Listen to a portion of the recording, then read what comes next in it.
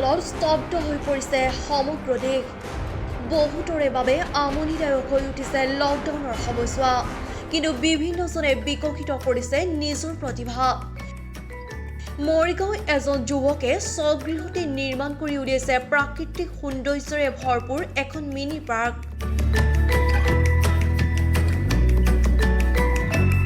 যুৱকজনৰ নাম গোবিন্দ নাথ। গোবিন্দই কৰিছে সময়ৰ সদব্যৱহাৰ।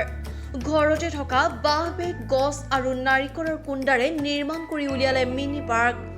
বাঁহেৰে তৈয়াৰ কৰিছে বেঞ্চ, তামোল গছৰ পাতেৰে নিৰ্মাণ কৰিছে জাপি, সাজি উলিয়াইছে ডেকা চাং, টেকেলিৰে সাজি দিছে চৰাইৰ বাহু। পুৰণি টেলিভিছনত মুখাৰে সৃষ্টি কৰিছে সকলোৰে আকৰ্ষণৰ কেন্দ্ৰবিন্দু।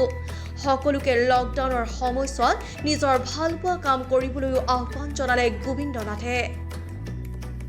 কৰোনা ভাইৰাছৰ সন্ত্ৰাসৰ ফলত চৰকাৰে ঘোষণা কৰা লকডাউনৰ সময়ছোৱাত মই ঘৰতে নিৰ্মাণ কৰি উলিয়ালো এখন সৰু মিনি পাৰ্ক। এই মিনি পাৰ্কখন মই সজাওঁতে মই বহুত অত্যাধুনিক সামগ্ৰী মই ব্যৱহাৰ কৰা নাই। ঘৰৰ চুকে কোণে পৰি ৰোৱা বাঁহ বেত, গছৰ কুণ্ডা, নাৰিকলৰ কুণ্ডা এইবোৰক লৈ ৰং সানি মই ইয়াতে তৈয়াৰ কৰি উলিয়ালো। ইয়াত কোনো খৰচ পাতি ইমানকৈ হোৱা নাই, খালি মই কালাৰবোৰত অলপ খৰচ হৈছে, বাট ঘৰতেই ৰখিছিলে অলপ কালাৰ। ঠিক তেনেদৰে যি লকডাউনৰ সময়ছোৱাত মানুহক ঘৰতে আবদ্ধ হৈ থাকিবলৈ চৰকাৰে ঘোষণা কৰিছে, ঠিক সেইখিনি সময়ত মই শ্ৰদ্ধা জনাই ঘৰতে আবদ্ধ হৈ মই ঘৰতে এই কামখিনি কৰিবলৈ ললো। আনহাতে লকডাউনৰ কেইদিন ঘৰতে ষ্টোন পেইণ্টিং কৰি সমাদৰ লাভ কৰিছে আন এজন যুৱকে।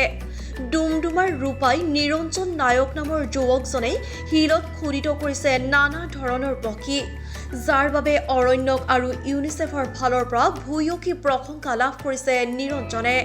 পৰৱৰ্তী সময়ত নিৰঞ্জনে পেইণ্টিংসমূহ বিক্ৰীৰ ব্যৱস্থা কৰিব। উল্লেখযোগ্য যে নিৰঞ্জন নায়ক ডিগবৈ মহাবিদ্যালয়ৰ ছাত্ৰ। News desk report, anyfocus.com।